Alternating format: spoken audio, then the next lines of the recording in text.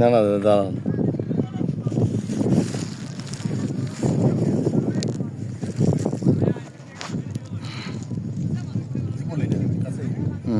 রান্না করলেও উঠবো। সবাইকে রমজান মোবারক। আজকে নবম রমজানে আমরা একদম সমুদ্রের কাছে এসে ইফতার করতেছি। খুব ভালো লাগতেছে।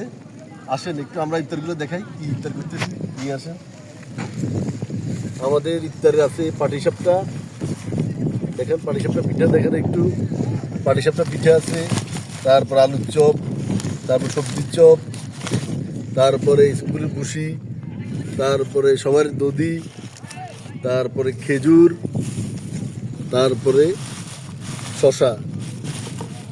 খুব ভালো লাগতেছে আসলে এরকম একটা মনোরম পরিবেশে এসে ইফতার করতে, একদম সমুদ্রের কাছাকাছি। অনেকদিন ইচ্ছে ছিল এখানে আসি ইফতার করব। আমাদের সাথে আছে আরেকজন। কি কেমন লাগতেছে? খুব ভালো, দুল বেশি।